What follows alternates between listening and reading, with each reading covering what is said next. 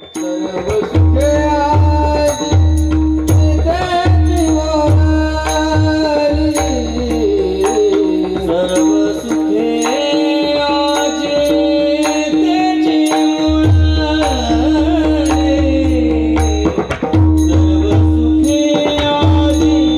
येते दिवाळी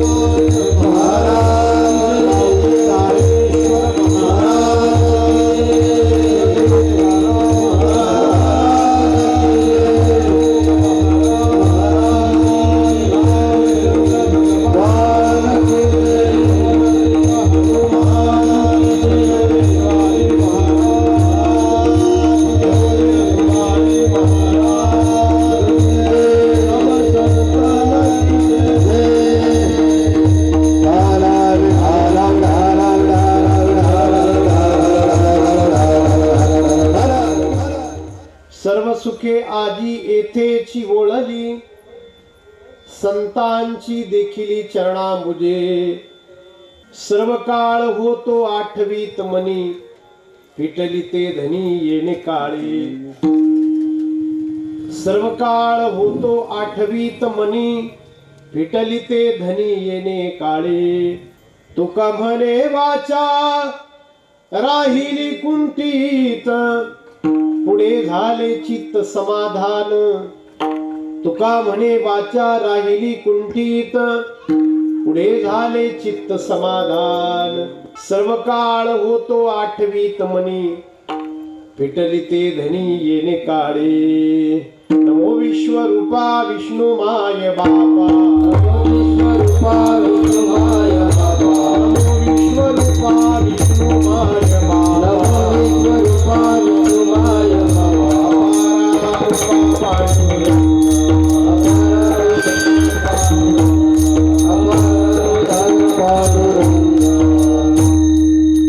गदा शंख चक्रादि विर्भावितांगम, चिदानंद संलक्ष नाट्य स्वरूपम, यमादेष्ट भेदांग योग प्रवीणम, समाधिस्थ मूर्तिम भजे ज्ञान देवम.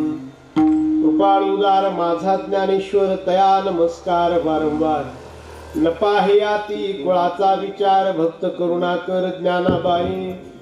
जया पूजिले आदरे पांडुरंगे, विमानस्थ केले प्रयाण प्रसंगे.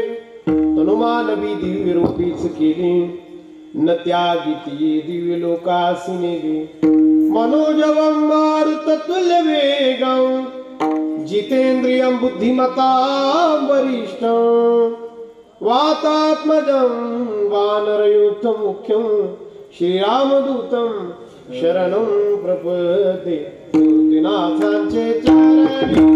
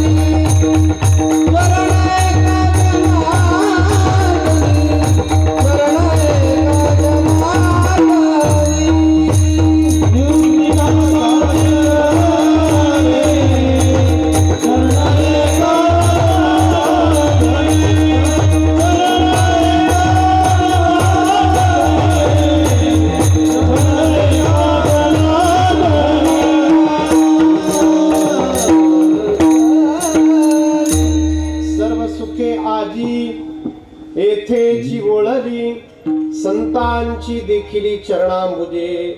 सर्व काळ होतो आठवीत मनी, फिटली ते धनी येणे काळे. वैराग्य शिरोमणी देवचे सुप्रसिद्ध संत, ज्यांनी आपलं 42 वर्षांचं आयुष्य तुमच्या माझ्यासाठी चंदनासारखं झिजवलं.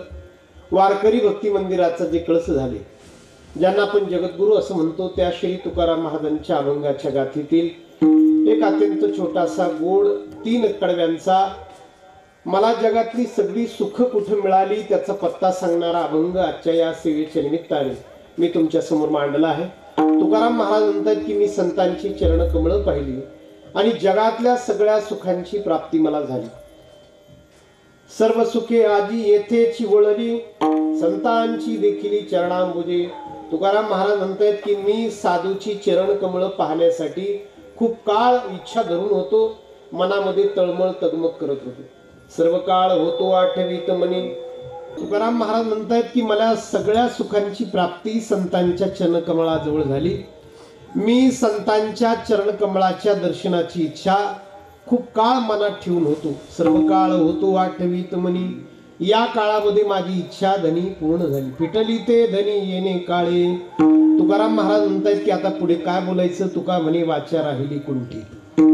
महाराज असं म्हणतात की इतकंच सांगतो, एवढंच सांगतो की पुढे झाले चित्त समाधान. माझ्या चित्ताचं मनाचं धावणं थांबलं, मन माझं शांत झालं, कारण की मला संतांच्या चरणकमळाची भेट झाली.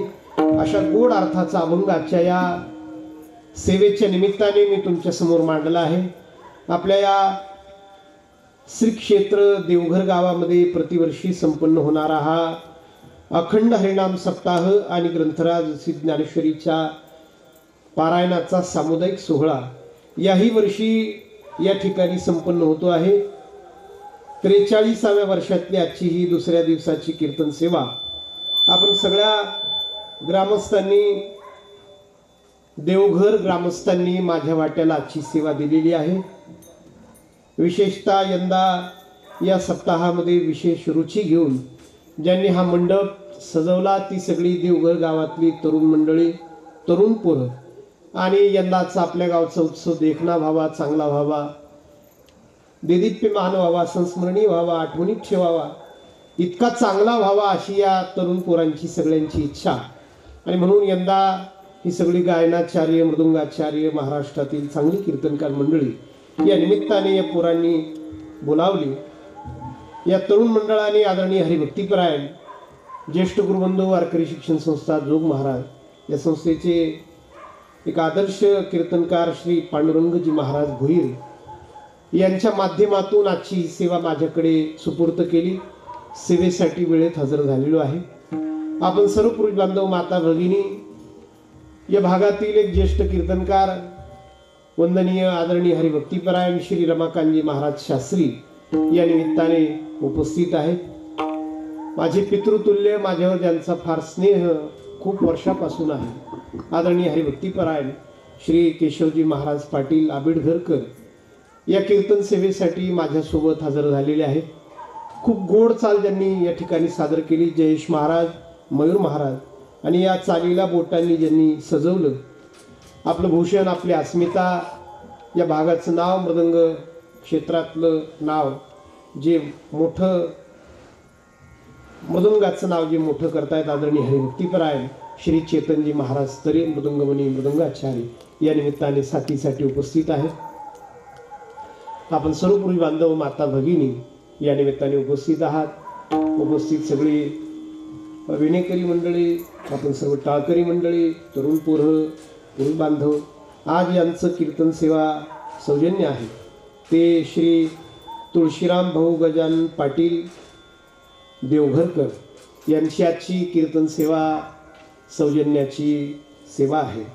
आपण सर्व या निमित्ताने तन मन धनाचं सहकार्य करून अध्यात्माला कामी पडणारी आपण सगळी भाविक मंडळी, वारकरी संप्रदायाची पाईक मंडळी मला सेवा दिलेली आहे. आणि जशी मला जमेल, जसं शक्य होईल, जसं मला देव बुद्धी देईल तशी सेवा आपण प्रामाणिकपणाने ही सेवा मी देवाच्या चरणी, पांडुरंगाच्या चरणी समर्पित करण्याचा प्रयत्न करेन.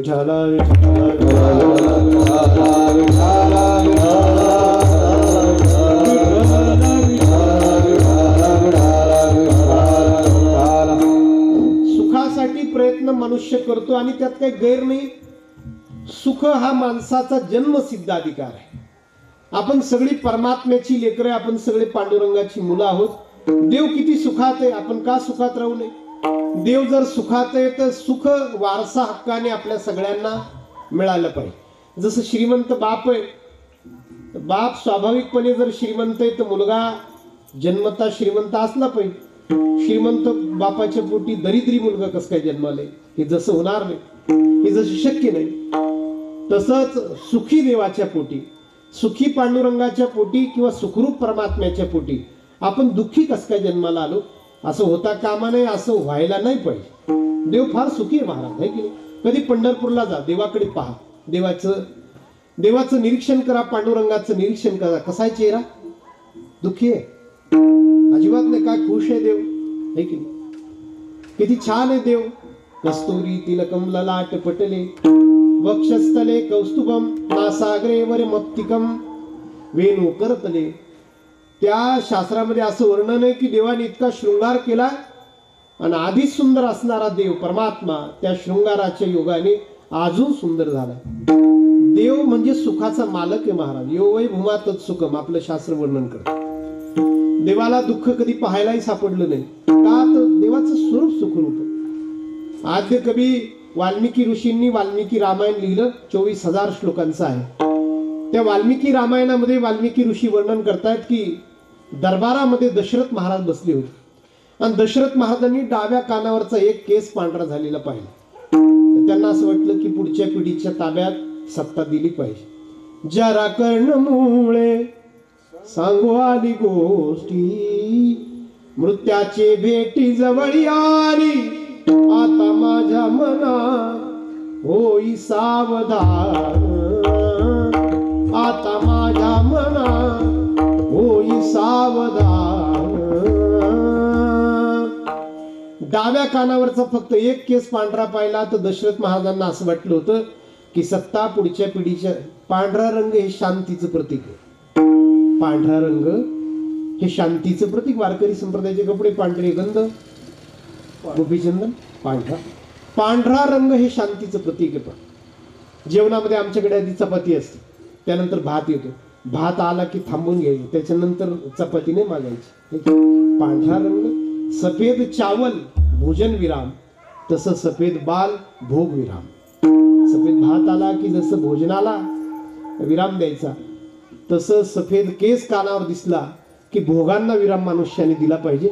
दशरथ महाराजांनी सांगितलं होतं, माझा राम तुमच्या सगळ्यांच्या आवडीचा आहे, तुम्हा सगळ्यांना प्रिय आहे, आणि म्हणून त्याला मी उद्या गादीवर बसण्याची घोषणा करतो. राम उद्यापासून अयोध्या राज्याचा राजा असणार. किती आनंद झाला सगळीकडे.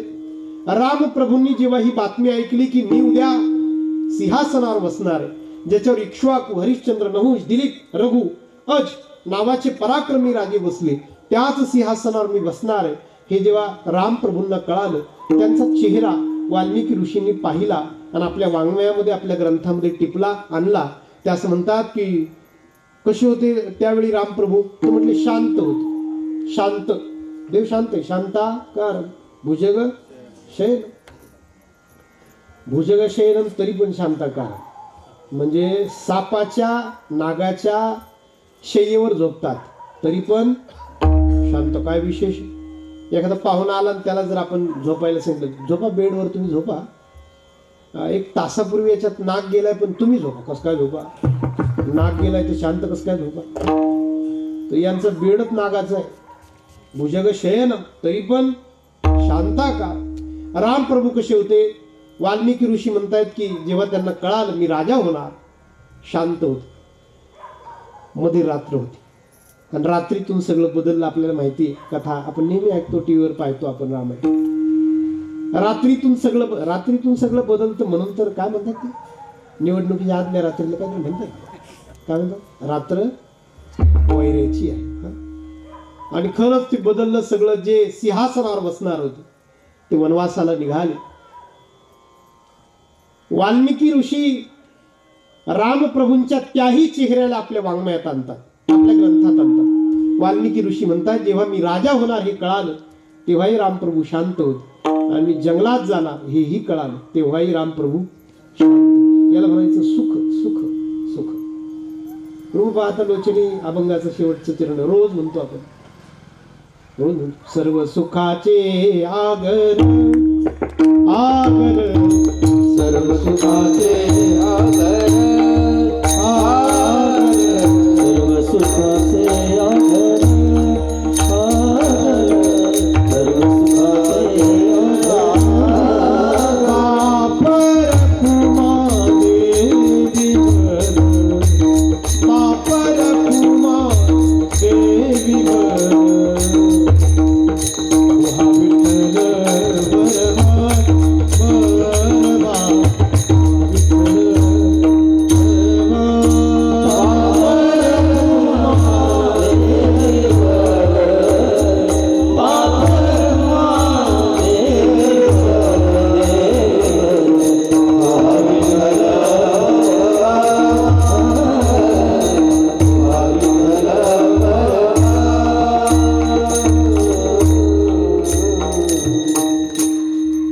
सुखस्वरूप जर परमात्मा आहे तर आपण त्याची लेकरं आहे, मग आपणही सुखी पाहिजे होतो. तो सुखी ना आपण दुःखी. काय दुर्दैव आहे, काय दैव दुर्विलास आहे. म्हणून आपण सुखासाठी प्रयत्न करायला पाहिजे. रामकृष्ण परमहंस विवेकानंदाचे गुरु होते.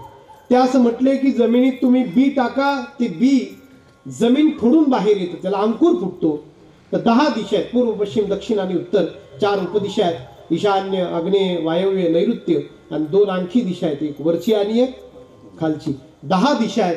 पण रामकृष्ण परमहंस म्हटले की जमीन फोडून आलेला तो अंकुर, कोवळा कोंब, काय म्हणतात, कोंब म्हणत असतील नाही का, तो कोवळा कोंब जमीन फोडून बाहेर येतो. तो पूर्वेला धावत नाही, तो पश्चिमेला धावत नाही, दक्षिणेला नाही, उत्तरेला नाही, वायव्येला नाही, नैऋत्येला नाही, आग्नेयेला नाही. तो धावतो एकाच आणि एकाच दिशेला. कुठल्या? वरती, ऊर्ध्व दिशेला. का बरं?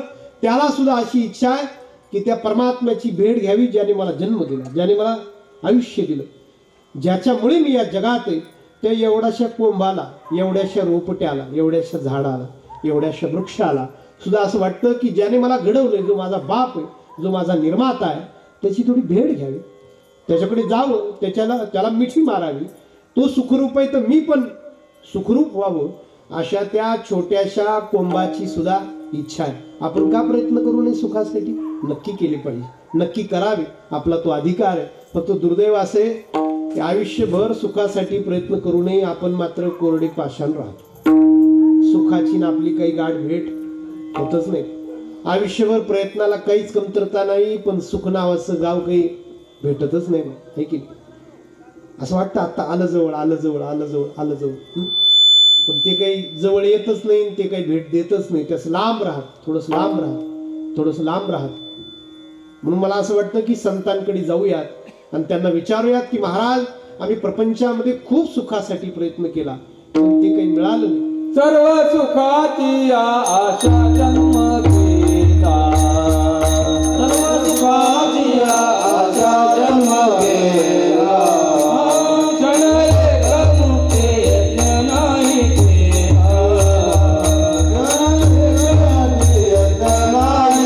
केला, निरता दिशा दिन पावला,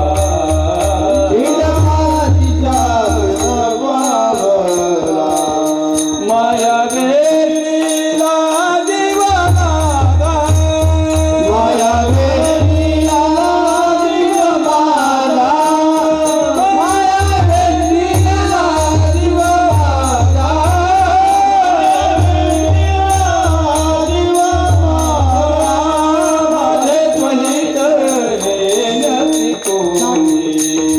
माझे त्वरित नेनती कोणी, माझे त्वरित नेनती कोणी,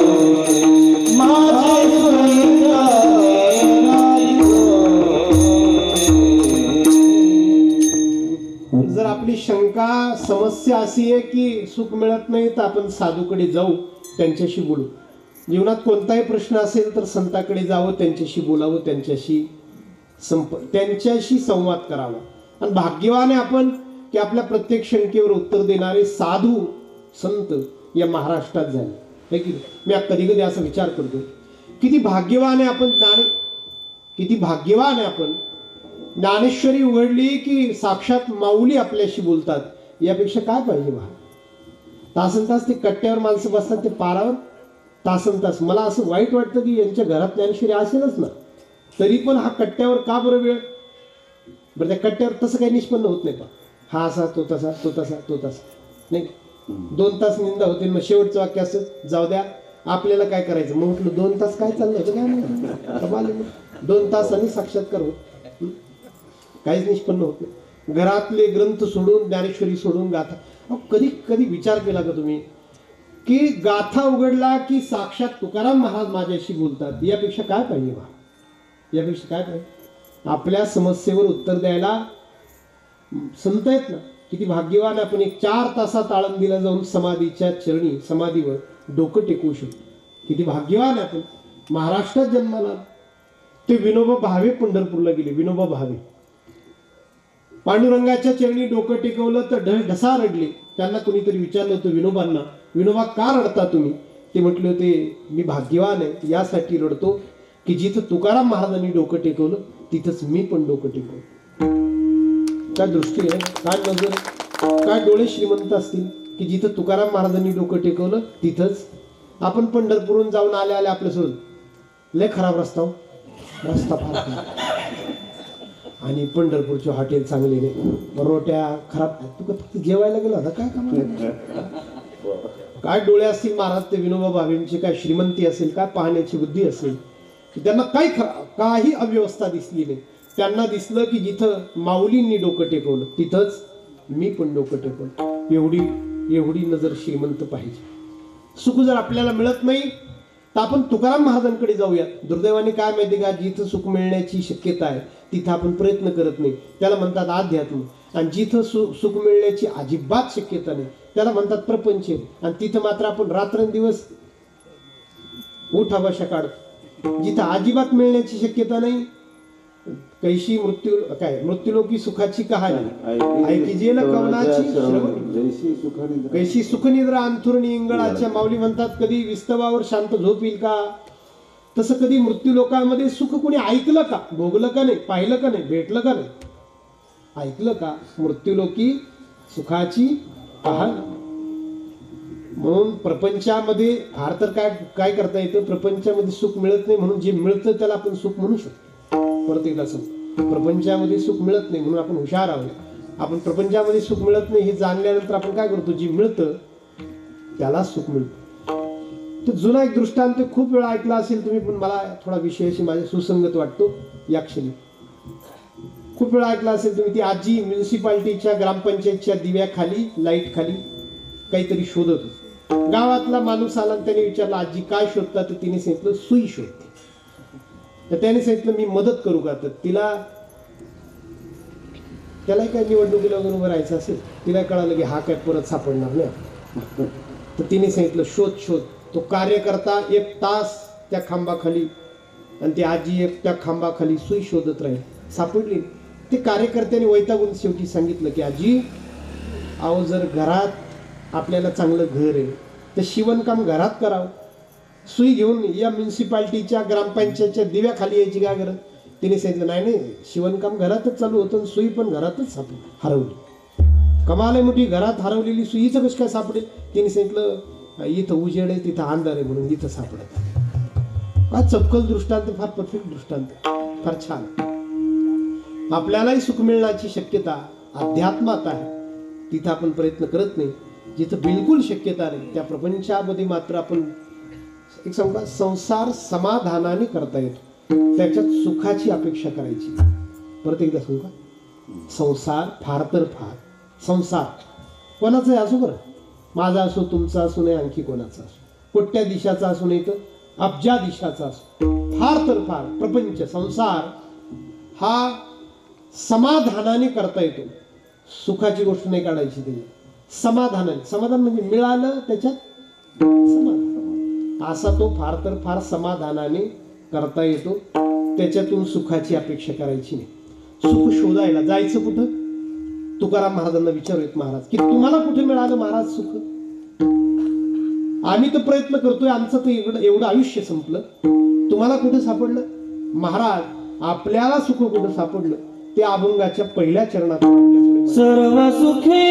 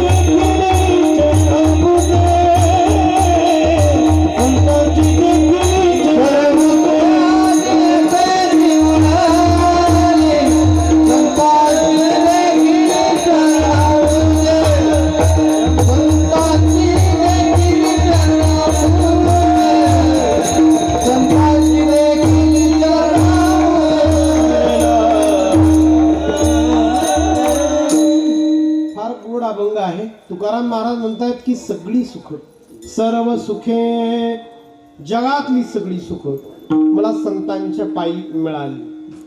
सर्व सुखे आजी येथेची वळली. वळली शब्दाचा अर्थ आहे प्रसन्न झाली, मिळाली, सापडली, भेट झाली. कुठं? संतांची देखील चरणांबुजे.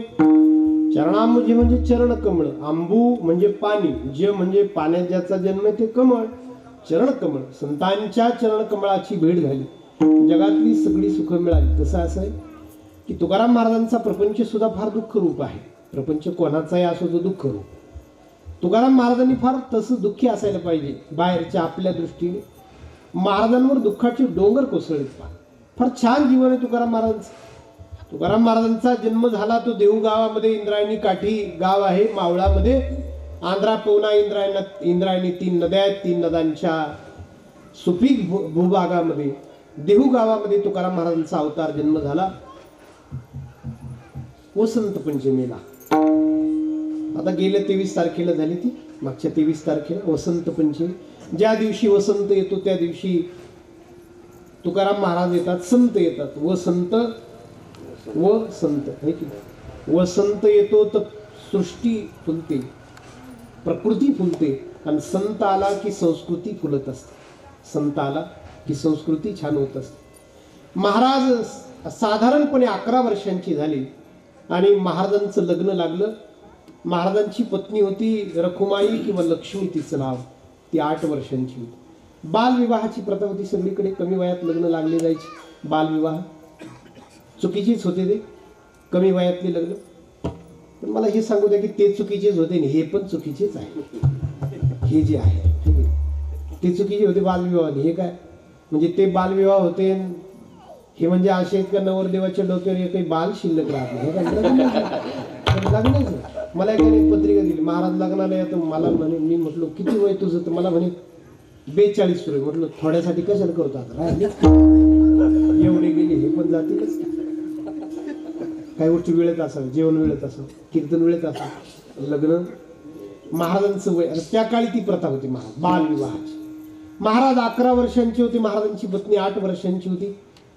आमच्याकडे ताहराबाद आहे, तिथले संत होऊन गेले संत कवी महिपती महाराज. त्यांनी तुकाराम महाराजांचं चरित्र लिहिलंय. संत चरितामृत त्याचं नाव आहे. नक्की आणा आणि नक्की वाचा. चांगली पुस्तकं घरात असू द्या, वाचन करा. आपण वाचलं तर आपण आपली पोरं वाचलं. आपणच सतत रील पाहायची तर ते पोरं काय नाही पाहणार. सारखे 60 वर्षाची माणसं रील पाहतात. 60 वर्षाची. मुला एखादा पुरस्कार देत. मला एकाने सांगितलं, महाराज मी 9 वाजता अंथरुणावर जातो झोपायचं म्हणून. तुम्हाला आम्ही झोपायचं म्हणून जातो. मला ऐका तर खरी, 9 वाजता जी अंथरुणात पडतो झोपायचं म्हणून, पहाटे 4 वाजता तरी रील पाहत राहतो. म्हटलं मग तुला एखादा पुरस्कार दिला पाहिजे. काय संस्कृती आहे. उगी वेळ घालवायचा रिकामा कामान धामाचा. चांगलं वाचत जा माय बाप, बरं चांगलं वाचत जा, चांगलं वाचत जा. तुकाराम महाराजांचं चरित्र आहे. लेखकाचं नाव आहे संत कवी महिपती महाराज, ताहराबादकर. आमच्याकडचे मिळतं चरित्र, फार छान. 17 अध्यायांचं आहे. संत चरितामृत त्याचं नाव आहे. तुकाराम महाराजांचं चरित्र त्याच्यातलं सांगतो. 11 वर्षांची महाराज झाले. महाराजांचं पहिलं लग्न लागलं. पत्नीचं नाव तर रखुमाई किंवा लक्ष्मी. ती माप ओलांडून तुकाराम महाराजांची पत्नी म्हणून, मोऱ्यांची सून म्हणून, कनकाई तुकाराम महाराजांच्या आईचं नाव होतं, तिची सून म्हणून ते घरात आली. माप ओलांडून घरात आली. तिचं निरीक्षण केलं आईने, तुकाराम महाराजांच्या आईने सुनेचं. तर तिला दम लागायचा, धाप लागायची. वैद्याला बोलावलं. वैद्याने तिची तपासणी केली, इथली हार्ट रेट नाडी तपासणी केली, आणि वैद्याने सांगितलं की हिला असाध्य आजार आहे, बरा होणार नाही, ही काही पूर्ण आयुष्य पूर्ण करणार नाही, ही जाणार. तुकाराम महाराजांचा पूर्ण प्रपंच ही कडेला लावून देणार नाही. मोठं दुःख झालं. कनकाईने काळजीपोटी मुलाचं दुसरं लग्न लावून दिलं. दुसरं लग्न लागलं ते पुण्यातल्या गुळवे सावकारांच्या मुलीशी. तिचं नाव होतं जिजा. तुकाराम महाराज तिला आवली म्हणत.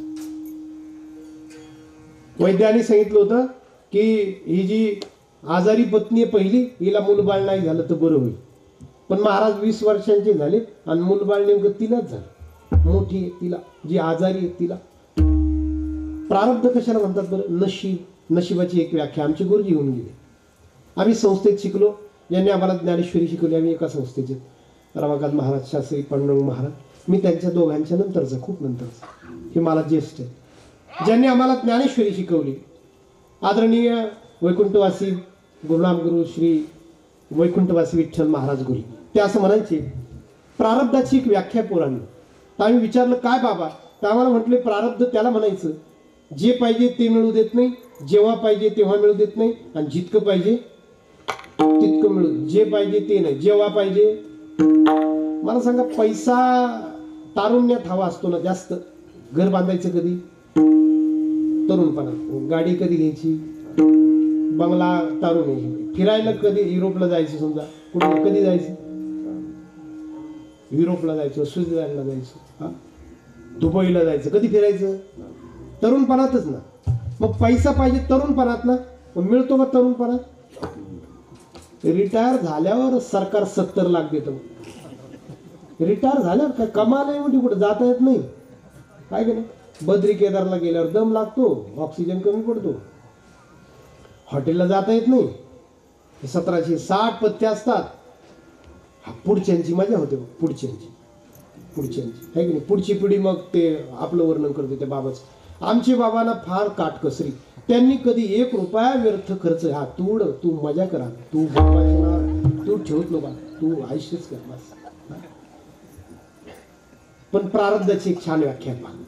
काय व्याख्या आहे? जेव्हा पाहिजे तेव्हा नाही, जे पाहिजे ते नाही, आणि जितकं पाहिजे तितकं नाही. आजारी पत्नीला मुलगा झाला, जे नको होतं, जे व्हायला नको होतं, नाकी डोळी नीट छान देखना. तुकाराम महाराज फार सुंदर होते दिसायला, तुकाराम महाराजांसारखाच दिसायला होता त्यांचा मुलगा. नाव ठेवलं गेलं संताजी. मांडीवर होता तुकाराम महाराजांच्या, 1 वर्षाचं झालं ते लेकरू. गोरपान पोरग, तुकाराम महाराजांची जणू प्रतिकृती. संसार वेलीला आलेलं पहिलं फळ, आणि ते तापाने फणफणलं. महाराजांकडे पैसा होता. महाराजांना वाटलं अख्खी वैद्य बोलावे, डॉक्टर बोलावे, कारण महाराज देहू बाजारपेठेचे प्रमुख होते, महाजन होते. महाराजांकडे शेती होती म्हणून लोक त्यांना कुंडी म्हणायचे. महाराजांकडे दुकान होतं म्हणून लोक त्यांना वाणी म्हणायचे. आणि महाराज योग्य दराने कर्ज वाटायचे म्हणून लोक त्यांना सावकार म्हणायचे. इतकी व्यवसाय आहे, इतका पैसा आहे. महाराजांना वाटलं सगळे वैद्य बोलावले सुद्धा, औषधही दिले, पण सगळे औषधं खोटे ठरले, मृत्यू खरा ठरला. मृत्यू कोणाचा सक्का नाही, फार कठोर आहे. कबीर महाराजांचे एक अभंग, मत करना अभिमान रे बंदे, मत करना तेरे जैसे लाखों आए, लाखों इस मिट्टी ने खाए, मत करना अभिमान रे बंदे, मत करना अभिमान बंदे, मत करना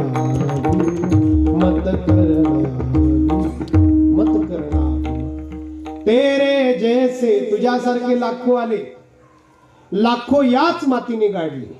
मी एक वाक्य वाचलं, मला खूप आवडलं. कभी अपने आप पे बहुत गुरूर आए, गुरु म्हणजे अहंकार. कभी अपने आप पे बहुत गुरूर आए तो मिट्टी से पूछना सिकंदर आजकल कहा.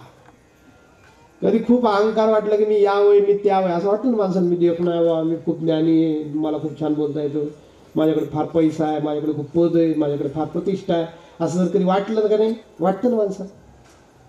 आम्ही पुण्याला चाललो होतो, आमच्या पुढे स्कॉर्पिओ गाडी होती, त्याच्यावर लिहिलं होतं, त्या स्कॉर्पिओ गाडीवर मागच्या काचेवर लिहिलं होतं, भाऊंशी वाकडं नदीवर लाकडं. म्हणलं काय डेंजर माणूस आहे, गाडीत बसलेली वस्तू काय खतरनाक असते. फार छान वाक्य मला ते वाटलं की कभी अपने आप पे बहुत गुरूर आए, गुरु म्हणजे अहंकार, तो थोडा मिट्टी से पूछना सिकंदर आजकल कहा. मातीला विचारायचं जगत जेता सिकंदर कुठे, ती सांगेल गाडून टाकला. फार खानदाना सहित, पाहुण्या रावळ्या सहित गाडला, कोणी ठेवलं. कधी असं विचारावं की मुसोलिनी कुठे, कधी असं विचारावं मातीला की तैमूर कुठे, कधी असं विचारावं की मुसोलिनी कुठे, कधी असं विचारावं नादिरशाह कुठे, की जगत जेत्यांची यादी. कधी असं विचारावं मातीला की ॲडॉल्फ हिटलर कुठे, जर्मनीचा बादशाह, जर्मनीचा राष्ट्राध्यक्ष कुठे. ती माती सांगेल एकही जिवंत नाही ठेवला. बोल आपण कोण? तुकाराम महाराजांना असं वाटलं होतं की पैसा आहे माझ्याकडे, आणि बोलावलं सगळ्या वैद्यांना, वैद्य खोटे ठरले. औषध उपचार खोटे ठरले, मृत्यू खरा ठरला. खूप वेळ झाला. महाराजांना वाटलं झोपलंय लेकरू, मांडी नको मोडायला, मांडी नको मोडायला. 20 वर्षाचे होते महाराज. 1630 साल, ज्या वर्षी छत्रपतींचा जन्म. छत्रपतींचा जन्म 19 फेब्रुवारी तृतीया 1630. त्याच वर्षी तुकाराम महाराजांचा मुलगा गेला. त्याच वर्षी तुकाराम महाराजांचा मुलगा गेला.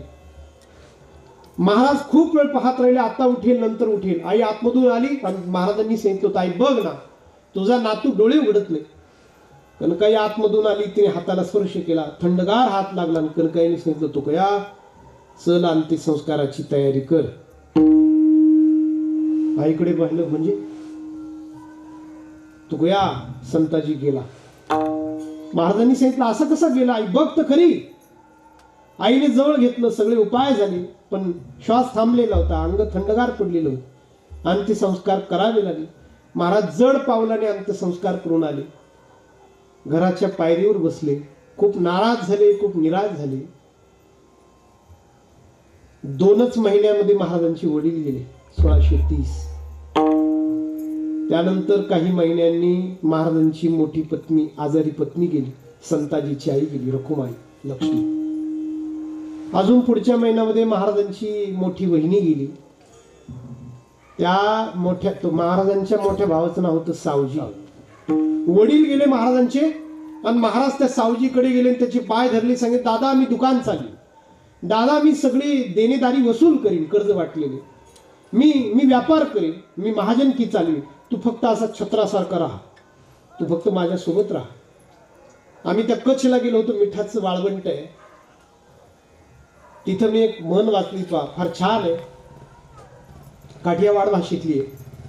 ती म्हण असं म्हणते की भाई गया तो बलघटा, बाप गया तो छत्र. भाऊ गेला तुमचा म्हणजे अर्धी ताकद गेली, आणि छत्र गेलं म्हणजे बाप गेला. आता ऊन वारा डायरेक्ट अंगावर कोसळला. त्या भावालाच वाजू नका लागलेलं होतं. भावाला तुकाराम महाराजांनी सांगितलं होतं सावजीला, दादा तू थांब, मी सगळं करीन. तरी पण महाराजांना त्यांनी शब्द नाही दिला सावजीने की मी थांबेल म्हणून. महाराज 10 वेळा उठायचे, 10 वेळा त्याच्या खोलीत जायचे रात्री, आणि तो आज दिसला अंथरुणात की बरं वाटायचं अंथरुणात. पण एके दिवशी रात्री महाराज उठले, 3-3:30 वाजले असतील. त्याच्या अंथरुणाकडे डोकून पाहिलं, अंथरुण रिकामं होतं, पोटात धस झालं. अख्खं घर शोधलं तुकाराम महाराजांनी, दिसला नाही भाऊ. गोठा शोधला, घोड्यांची पागा शोधली, दिसला नाही भाऊ. सकाळ झाली, महाराज घोड्यावर बसले. तुकाराम महाराज अख्ख्या नातेवाईकांच्या घरी शोधून आले, भाऊ नव्हता. संध्याकाळ झाली, महाराज परत एकदा आले. निराश होऊन अंगणात बसले, मांडीवर डोकं टेकवलं आणि खूप रडले, फार रडले महाराज. भाऊ गेला, वडील गेले, आई गेली, मुलगा गेला, पत्नी गेली, मोठी बहिणी गेली. इतकी दुःख आली कधी? हे आपण जे तोंड सोडून बसतो आपल्या दुःखाने, हे की काय संपलं सगळं गडा, कायच राहिलेलं, काय दुःख असतं आपल्याला? एवढी दुःख येतं. आपली दुःख म्हणजे कीर्तनाला गेलो चप्पलच गेली गाडी. त्या काळे महाराजांचं कीर्तन होतं नाशिकचे, त्यांच्या कीर्तनाला गेलो, त्या काळे महाराजांनी नेली काय तुझी चप्पल? का आली मी? काळे महाराजांच्या कीर्तनाला गेलो, चप्पलच गेली गाड्या. बाटाची होती गाड्या, बाटाची होती, टाटा केला चपलेली. एका माणसाला मी गाडीत घेतलं, महाराज चेतन महाराज. कीर्तनाच्या आधी आमच्याकडे 7 ते 9 कीर्तन असतात, नंतर जेवण असतात. 9 ते 11 कीर्तन आमच्याकडे नसतात. 6:45 वाजता गावाच्या बाहेर मी असा, आणि ते वारकरी दिसला, त्याने हात केला, म्हटलं घेतलं पाहिजे. गाडीत बसलेले, एकदम चेहरा सोडलेला त्याने. मला म्हटलं काय झालं काय माहिती. म्हटलं आजारी का बाबा? काय चेहरा सोडायला झालं? मला म्हणे महाराज मला ती गोळी सुरू झाली, ती बीपीची, ब्लड प्रेशरची गोळी सुरू झाली. म्हटलं मग एवढा काय झालं चेहरा सोडायला? म्हणे डॉक्टर म्हणले मरेपर्यंत घ्यायची, म्हणे आता रोज घ्यायची, न चुकता घ्यायची, काही विसरायचं पण गोळी नाही विसरायची. म्हटलं मग एवढं काय त्याच्यात? मला म्हणे असं कुठं असतं का, नेमकं खाय प्यायचं वय आलं तर हे खायचं नाही, ते खायचं नाही, ते खायचं नाही, ते खायचं नाही, हे असं कुठं असतं का? काय देव आहे? आणि ते देवाला बोलू लागले. तर मी म्हटलो बाबा पण तुम्ही रोज देवाला धन्यवाद म्हणत जा, थँक्यू म्हणत जा देवाला. मला म्हणे थँक्यू, मी तर माळ बिळ काढण्याची तयारी येते मला. ओगी लोक हसतील म्हणून मी थांबलोय. अजिबात मी म्हणजे थँक्यू म्हणा. कायसाठी थँक्यू म्हणा? म्हटलं बाबा रोज यासाठी देवाला धन्यवाद म्हणत जा, रोज यासाठी देवाला थँक्यू म्हणत जा की धन्यवाद देवा, तू असा आजार दिला की ज्याच्यावर औषध आहे, असा आजार दिला की ज्याच्यावर गोळी. असे काही आजार आहे ज्याच्यावर गोळीच नाही, ज्याला फक्त गोळीच मारून घ्यावी लागते डोक्यात, ज्याला औषधच नाही ज्या आजाराला. एवढी दुःख आपल्यावर. पण इतकी सगळी संकट तुकाराम महाराज, 5 जवळच्या लोकांचा वियोग झाला. दुष्काळामध्ये दुकान गेलं, पत्नी गेली, मान गेला, प्रतिष्ठा गेली. दुष्काळे आटीला द्रव्य नेला मान, दुष्काळे आटीला द्रव्य नेला मान, दुष्काळे आटीला द्रव्य नेला मान. श्री एक अन्न करिता मी गोपाला पाटील गावीचे हे लोक, गोपाला पाटील गावीचे लोक, गोपाला पाटील गावीचे लोक. आता मज भीक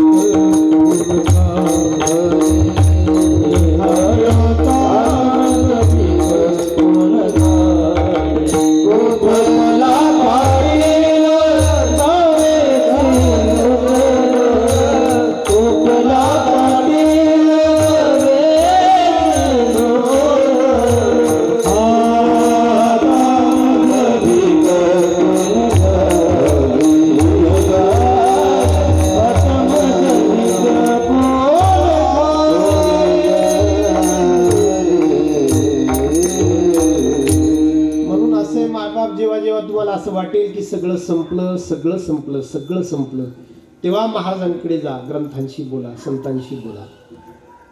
थोडं आपलं दुःख आणि त्यांचं दुःख तुलना तर करून पहा, आहे की नाही? थोडं बोलून तर पहा. आपलं जुगी कुठं घेऊन नाचायचं, एवढंच असतं ते जुगी नाचायचं की तेवढं तेवढं तेवढं. महाराज इतकी दुःख पचवून शेवटी उभेच राहिले, कोलमडले नाही, संपले नाही, डगमगले नाही. सगळ्या संकटांच्या डोक्यावर महाराजांनी पाय दिला, नाचले महाराज. सगळ्या संकटांच्या डोळ्यात डोळे भिडवले आणि महाराज जगाला सांगत राहिले, खुश आहे मी, आनंदी आहे, सुखी आहे, काय फिकीर नाही. आनंदाची डोही आनंद, आनंदाची डोही आनंद, आनंदाची अंग, आनंदाची अंग, आनंदाची आनंदाची डोळी आनंदाची डोळी आनंद. गर्भाची आवडी मातेचा गर्भाची आवडी मातेचा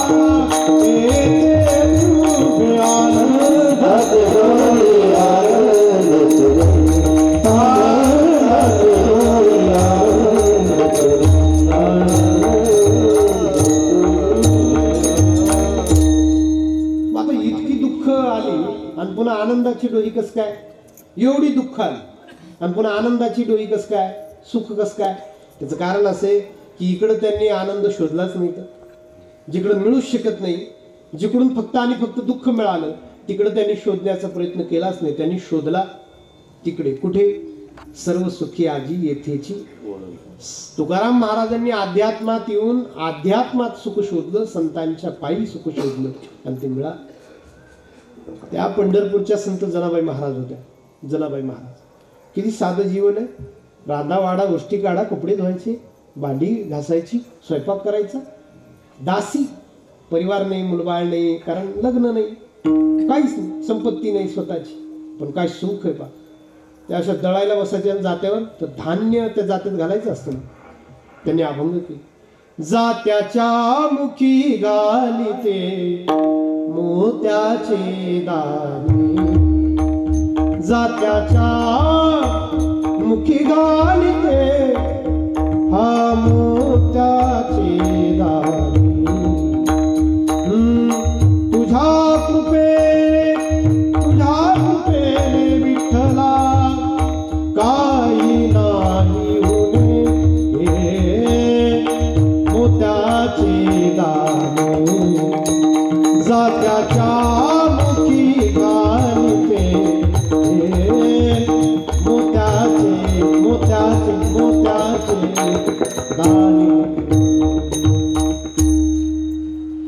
साधं काम केलं आणि ते म्हणतात मी मोत्याचे दाणे जातात.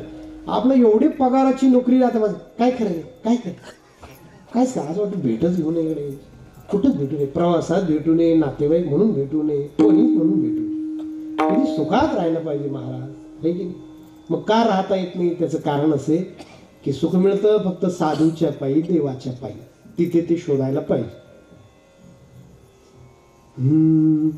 सुख बसे हेची ठाई,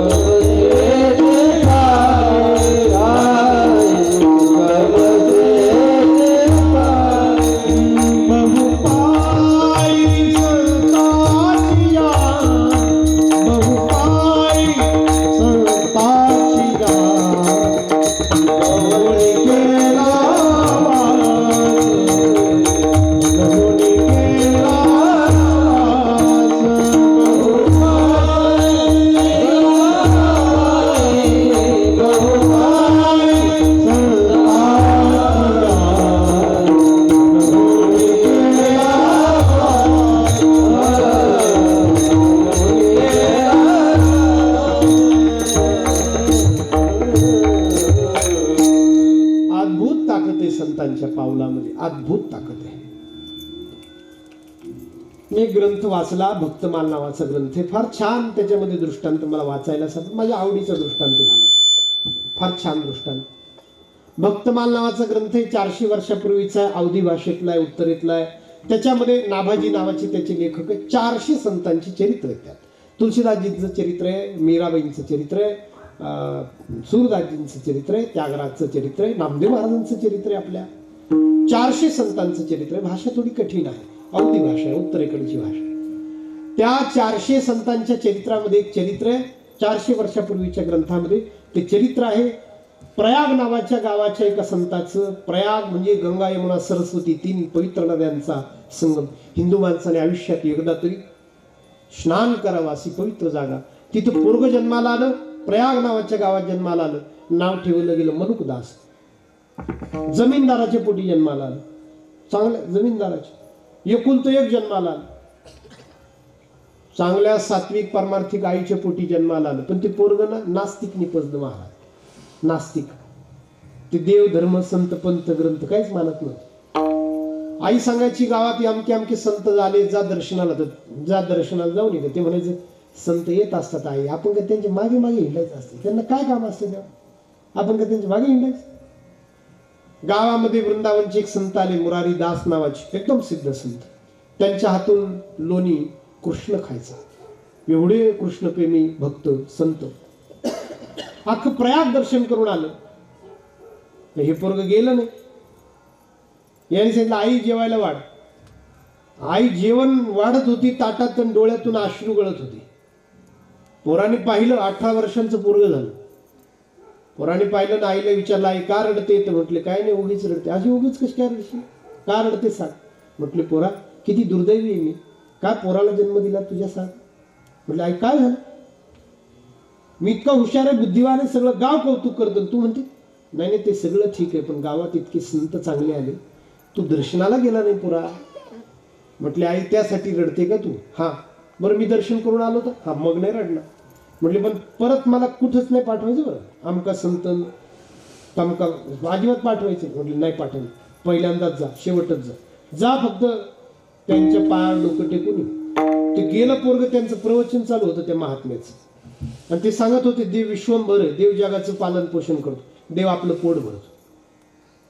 तुका म्हणे त्याचे नाव विश्वंभर, तुका म्हणे त्याचे नाव विश्वंभर, विश्वाचं भरण पोषण करतो देव.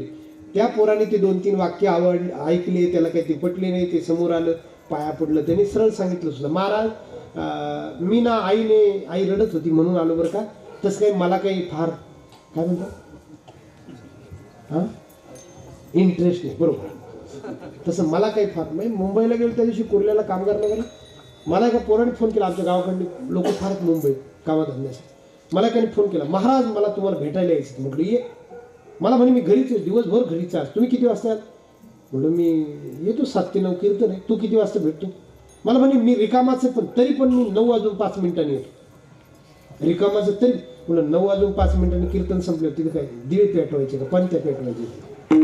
मला म्हणे महाराज मला त्या कीर्तनात इंटरेस्ट नाही, मला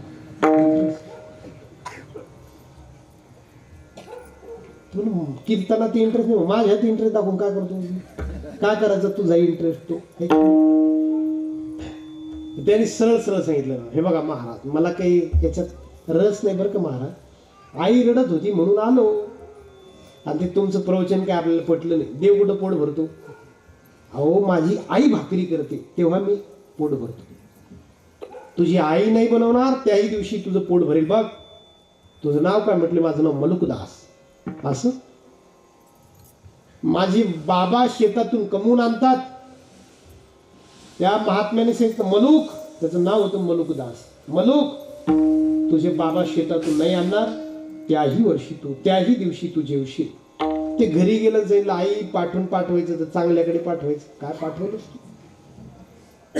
ते महाराज म्हणतात मी नाही, तू नाही बनवलं तरी मी जेवेन, आणि ते म्हणतात बाबाने नाही शेतातून आणलं तरी मी जेवेन. कसं काय जेवेन?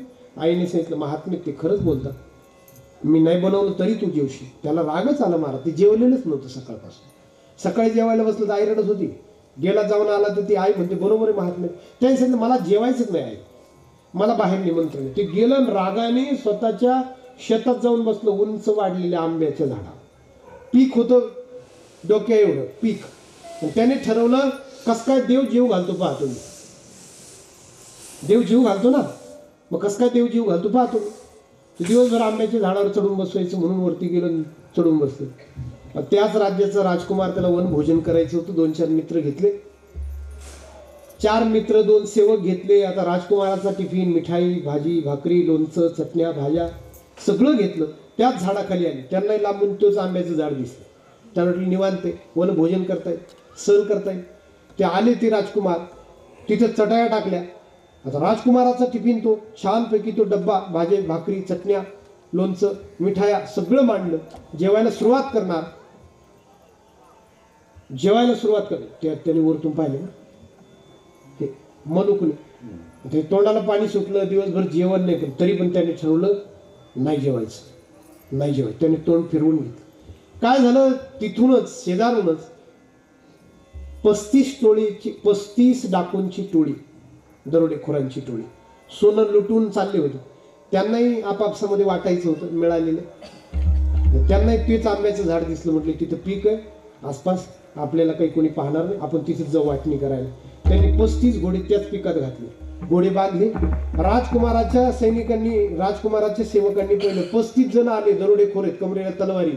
राजकुमाराला सांगितलं पळा साहेब, राजकुमार साहेब पळा, नाही तर आपलं काही खरं नाही. 35 जण आहेत, कमरेला तलवारी, आपल्याकडे सैन्य नाही, जरी आपण राजकुमार असलो तर. पळून गेले 6 जण. पण जेवण मांडलेलं तसंच नाही.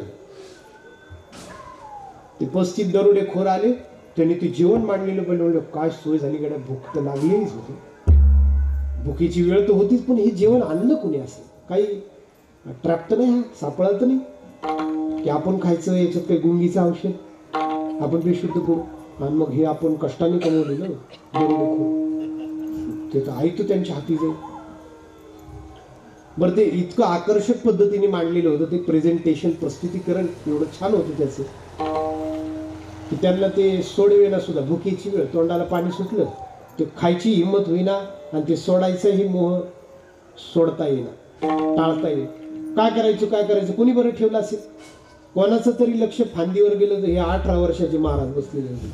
ते रागावून आलेले, देव कस काय जीव घालतो पाहतो म्हणणारे.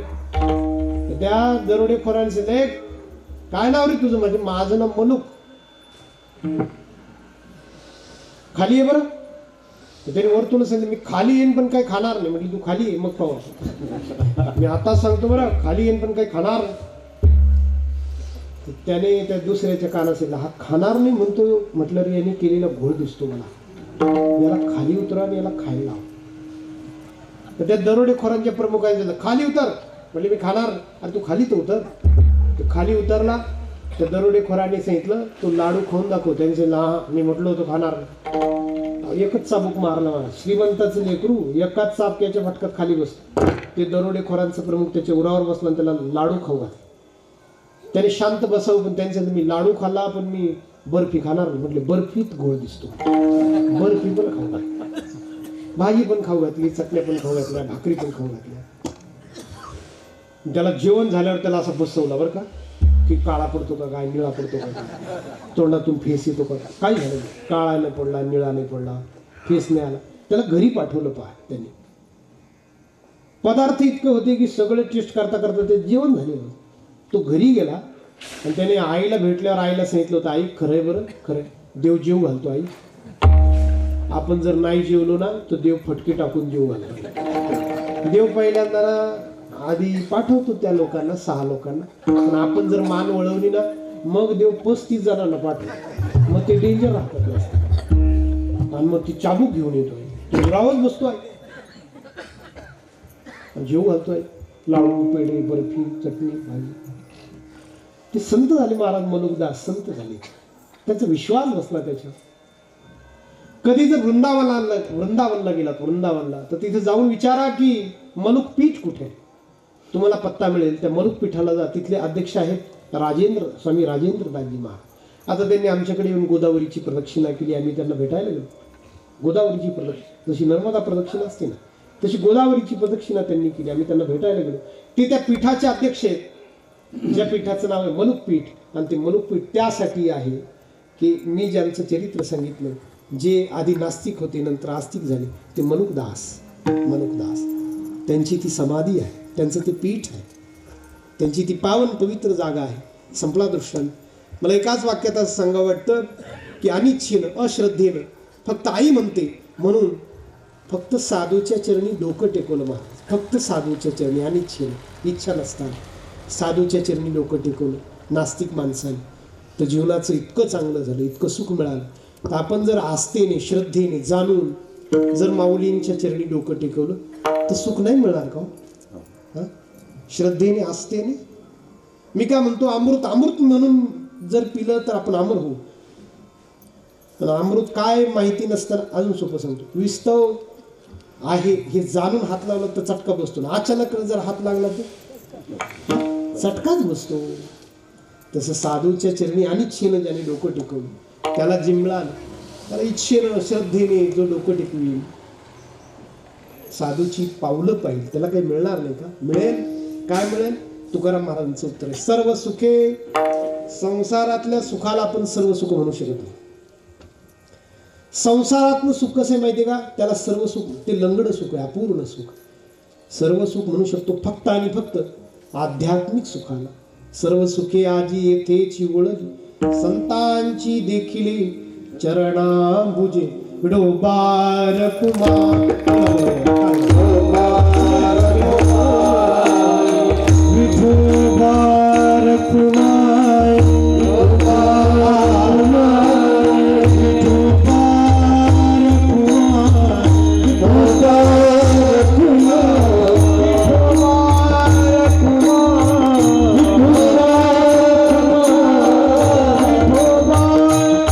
जय जय विठोबा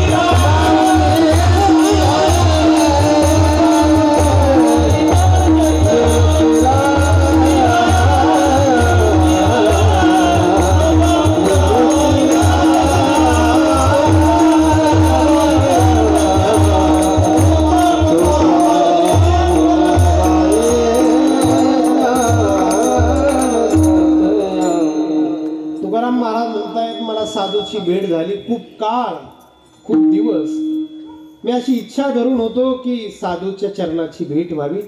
अभंगाचं दुसरं चरण. काळ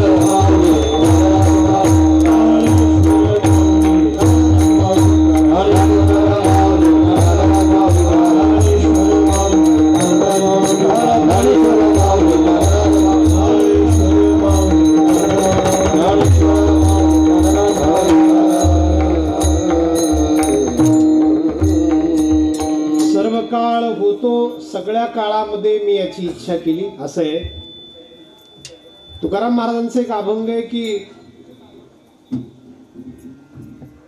कोण पुण्य यांचं होईन सेवक जी द्वंद्वा, कोणत्या पुण्याने मी साधूची भेट घेऊ शकेल. तुकाराम महाराजांना जर ठाऊक आहे की कोणत्या पुण्याने साधू भेटतात तर त्याचं उत्तर या चरणात आहे की साधूच्या भेटीसाठी इतकी तळमळ असावी लागते, इतकी इच्छा करावी लागते. जन्मच्या जन्म पूर्ण जन्म सर्व काळ होतो. साधू कशाने भेटतात, कोणत्या पुण्याने भेटतात? साधू तळमळीने भेटतात, साधू इच्छेने भेटतात. पण ती तळमळ इतकी असावी लागते. सर्व काळ होतो आठवीत मनी, फिटलिते धनी येणे काळे. या काळामध्ये माझी ती इच्छा पूर्ण झाली.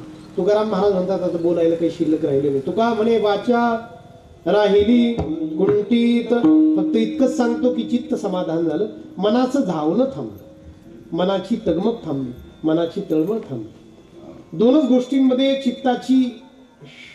चित्ताची अवस्था धावण्याची थांबू शकते. दोनच गोष्टींमध्ये ताकद, एक देवाची पावलं, दुसरी संतांची पावलं. ज्ञानराज माऊलींचा अभंग आहे.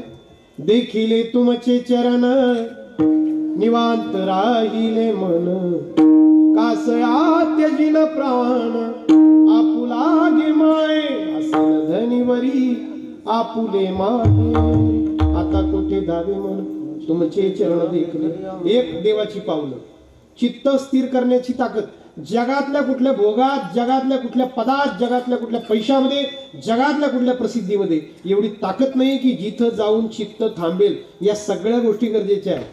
पैसा गरजेचा आहे, चांगले कपडे, गाडी, घोडी सगळं गरजेचं आहे, पण त्याच्या चित्त एका ठिकाणी थांबवण्याची ताकद.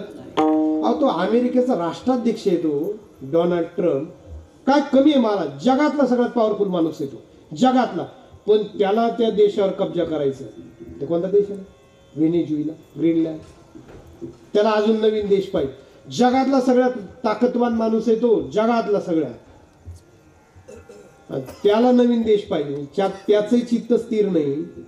आपण फार किरकोळच माणसं त्याच्या पुढे.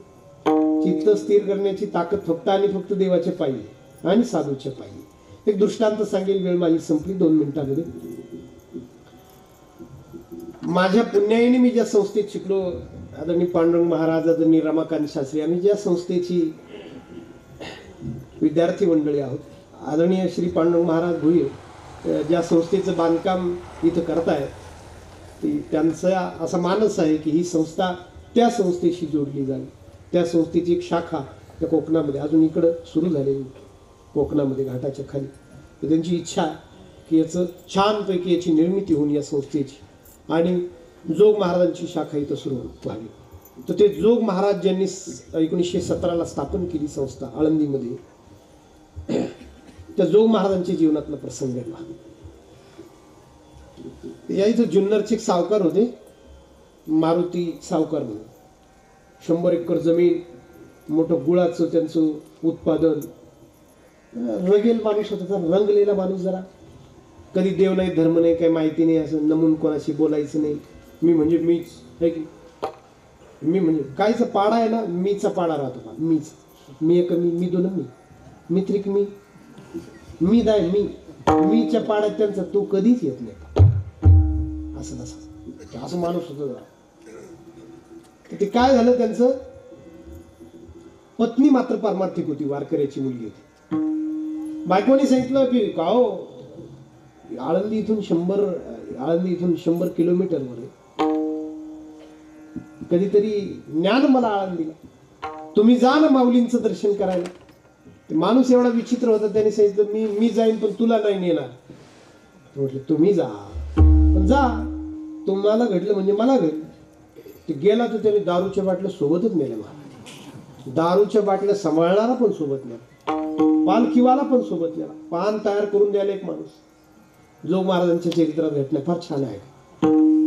आळंदीच्या बाहेर सगळं ठेवलं, मंदिराच्या बाहेर आतमध्ये गेला, तोंडात भला मोठा ते पानाचा पान चावतोय.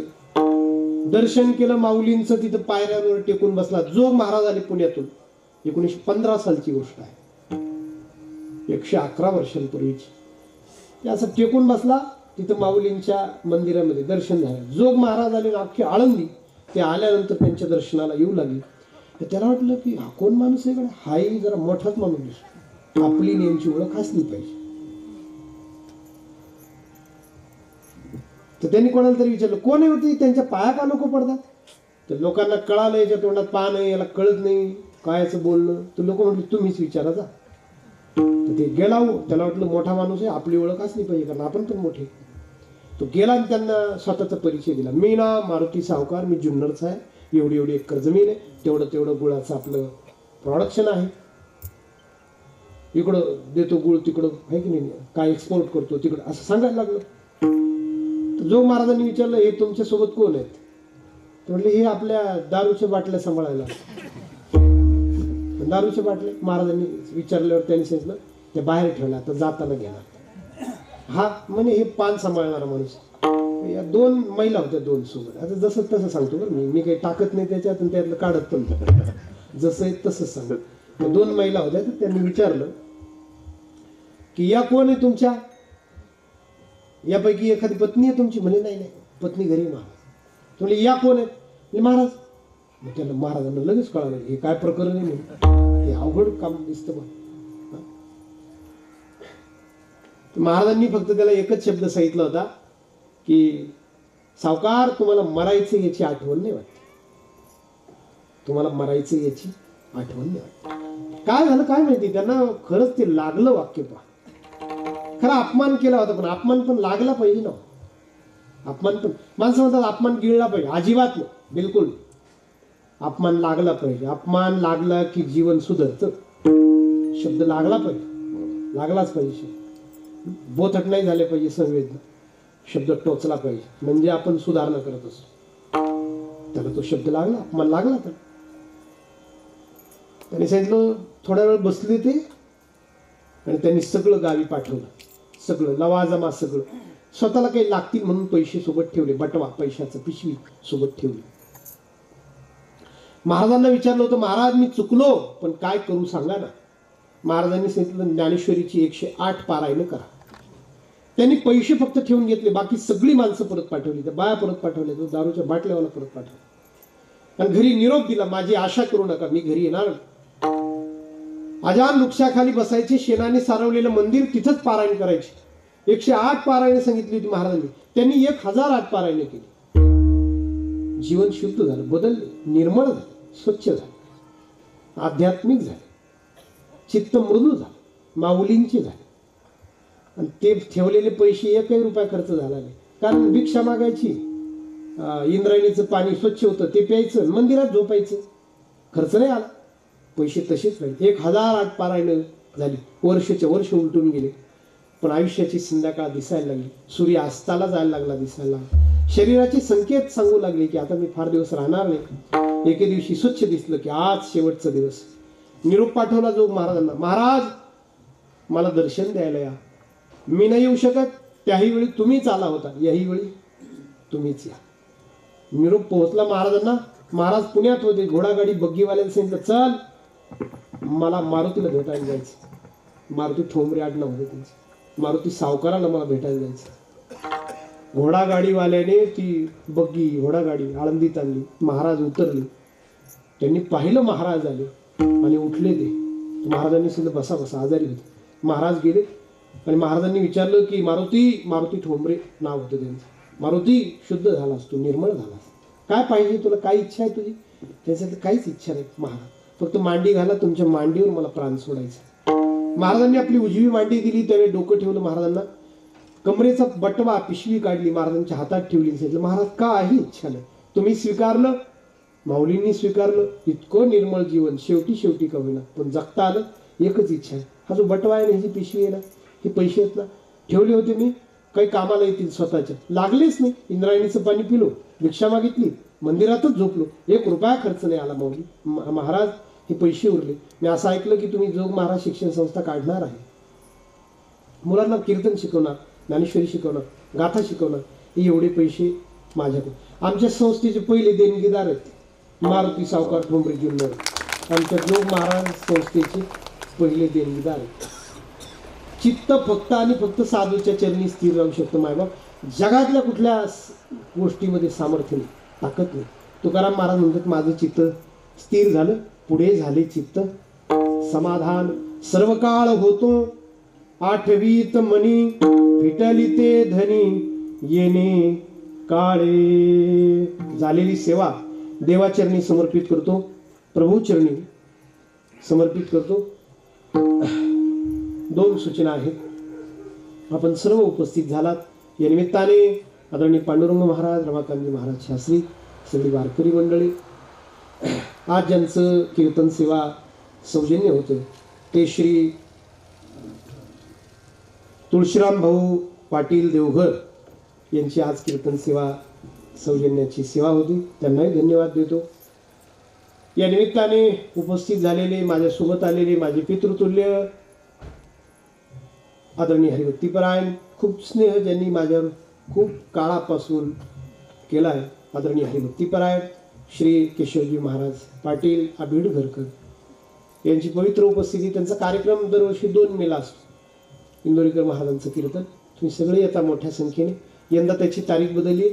23 एप्रिलला इंदोरीकर महाराजांच्या मुलीचं लग्न आहे, नेमकं त्याच दिवशी आहे, म्हणून तो कार्यक्रम 2 मेचा यंदा 23 एप्रिल या तारखेला होणार आहे. सगळ्यांनी 9 ते 11 या वेळेत होणार आहे. सगळ्यांना सगळ्यांना वारकऱ्यांना आपण जेवढे उपस्थित आहे, सगळ्या देवघरकरांना आमच्या केशवबाबांचं निमंत्रण आहे. 23 एप्रिल संध्याकाळी 9 ते 11 इंदोरीकर महाराज समाज प्रबोधनकार निवृत्ती महाराज देशमुख इंदोरीकर यांची सेवा होणार आहे. 23 एप्रिलला आबिडघरला माऊली कृपा फार्म हाऊसला. सगळ्यांनी या 2 सूचना आहेत. अजून एकच मिनिट घेतो फक्त. पहिली सूचना, येत्या अधिक मासामध्ये मे महिन्यामध्ये यंदा अधिक मास आहे, अधिक महिना. त्या अधिक मासाच्या निमित्ताने आम्ही पंढरपूरमध्ये देहूकर वाड्यामध्ये मंदिराच्या जवळ पांडुरंगाच्या मंदिराच्या अगदी समोर भव्य आणि दिव्य अखंड हरिनाम उत्सव आयोजित केलेला आहे. 1000 लोक पारायणाला बसावी अशी आमची इच्छा आहे आणि ते बसतील असं आता दिसू लागले. लोकांची नोंदणी होते आहे. नाही पारायणाला येता आलं, नाही तुम्हाला बसता येत तर कीर्तन संध्याकाळी सेवा आहे, दुपारी कथा आहे, ज्ञानेश्वर माऊलींची चरित्र कथा आहे. त्या उत्सवाला नक्की या, मोठ्या संख्येने या, उत्सवाचा आनंद घ्या. 8 दिवस अधिक मासात पंढरपूर राहणं होईल. 8 दिवस देवाचं रोज दर्शन होईल आणि मंदिरापासून 1 मिनिट लागतो देहूकर वाडा. मोठ्या संख्येने या. मला सांगा फोन करून, माझा नंबर नसेल पांडुरंग महाराजांकडे, शास्त्री महाराजांकडे, केशव महाराज पाटील आबिडघरकर यांच्याकडे कोणाकडे निरोप द्या. ही व्यवस्था करता येते. काही रूम हॉल काय, आधी आपल्याला किती लोक येणार, कोणत्या भागातून येणार हे जर कळालं तर व्यवस्था करता येते. मोठ्या संख्येने या. आपलं तन मन धनाचं योगदान द्या. सेवा आपली त्या पंढरपूरसारख्या क्षेत्री तुमची सेवा क्षेत्रामध्ये होईल. तन मन धनाचं योगदान द्या. त्या सप्ताहाला 30 मेला पहिला दिवस आहे, 6 जूनला त्या सप्ताहाचा काल आहे, अधिक मास आहे, पंढरपूर आहे. सगळ्यांनी नक्की या, आपलं योगदान द्या, सेवा करा. आम्ही ग्रंथ लिहिला आहे. या ग्रंथाचं नाव आहे पै प्रेमळाची वार्ता. याच्यामध्ये 15 संतांचे चरित्र आहेत. 15 अभंग घेतलेत मी, त्यावर 15 संतांची चरित्र लिहिली. 15 वेगवेगळ्या संतांचे. उदाहरणार्थ आपण म्हणतो चोखा महाराज. कोण चोखा महाराज? काय केलं त्यांनी? त्यांच्या पत्नीचं नाव सोयराबाई, त्यांच्या मुलाचं नाव कर्मवेळा, त्यांच्या बहिणीचं नाव निर्मळा, त्यांच्या चोखा महाराजांच्या मेवण्याचं नाव बंका. त्या चोखा महाराजांच्या घरी देव येऊन जेवला आणि त्या चोखा महाराजांनी अभंग केला, विठोबा पाहुणा आला आमुचे घरा, निंबलो न करा जीवे भावे. तो अभंग मी या ग्रंथात घेतला आणि देव त्यांच्या घरी येऊन कसा जेवला ते मी याच्यात लिहून काढले 7 पानामध्ये. असं 128 पानांचा ग्रंथ झाला, कारण याच्यात 15 वेगवेगळ्या संतांचे अभंग आहेत. सावता महाराजांचं चरित्र आहे, निवृत्तीनाथ महाराजांचं चरित्र आहे, जनाबाई महाराजांचं चरित्र आहे. हा ग्रंथ मी 4 महिने लिहित होतो, आषाढी ते कार्तिकी. चातुर्मासामध्ये मी कार्यक्रम केले नाही. एक सेवा व्हावी आपल्या हातून संप्रदायाची या हेतूने मी तो लिहिलाय.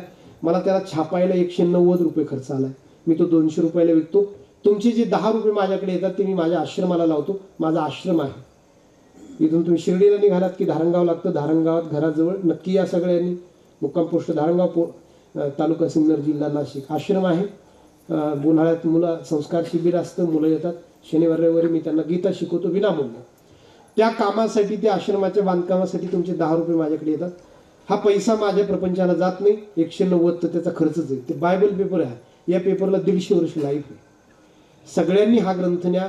तुम्हाला, तुमच्या आईवडिलांना, तुमच्या मुलांना वाचण्यासाठी घरात एक चांगला ग्रंथ नक्की असू द्या. 200 रुपये त्याची किंमत आहे. सुट्टे पैसे नसतील, पैसे आणले नसतील तर शेवटच्या पानावर QR कोड आहे. फोनपे करा, जीपे करा, गुगल पे करा. फक्त करा आठवणीने. मला भुर्जण नका देऊ 190 रुपये. मला खड्डा पडतो.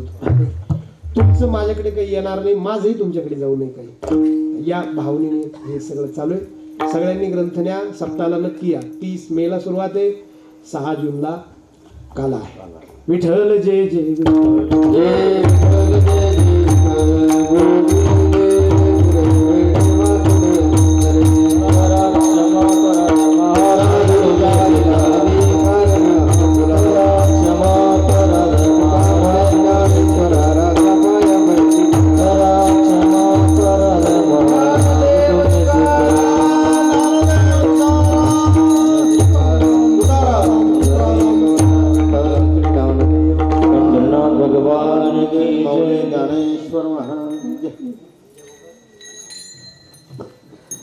देवघर ग्रामवासियांद्वारा आयोजित अखंड हरिनाम सप्ताह आणि आजची दुसऱ्या दिवसाची सेवा हा बाबा श्री भगीरथ महाराज काळे श्री क्षेत्र नाशिक यांनी सर्व सुखे आजी येथेची ओळली या अभंगातून आपल्या अमृत तुल्य वाणीतून हे आध्यात्मिक ज्ञान आमच्या श्रोतू गणापर्यंत अगदी सहजपणे पोचवली। या कीर्तन सेवेबद्दल आमची सप्ताह कमिटी आपले अत्यंत आभारी आहे। त्याचबरोबर आपल्या गोड गायनाने या कीर्तनातील पारमार्थिक भाव आमच्या श्रोत्यापर्यंत पोहोचवला ते जयेश महाराज आणि मयूर महाराज यांचेही सप्ताह कमिटीबद्दल अत्यंत आभारी आहे। तसेच आपल्या हातातील कौशल्याने मृदंगाचार्य चैतन्य तरे महाराज यांनी या कीर्तनातील महिमा श्रोत्यांपर्यंत पोहोचवला, त्यांचेही सप्ताह कमिटी अत्यंत आभारी आहे। आणि आमचे सर्व गुणीजन महाराज ज्यांनी या कीर्तनाला बहुमोल अशा प्रकारची साथ दिली, त्यांचेही सप्ताह कमिटी अत्यंत आभारी आहे। आजचे या कीर्तनाचे सौजन्यदार श्री तुळशीराम गजानन पाटील देवघर त्यांना विनंती असेल की त्यांनी हे जे सौजन्य दिलेलं आहे त्याबद्दल महाराजांच्या हस्ते श्रीफळ घ्यायचं आहे।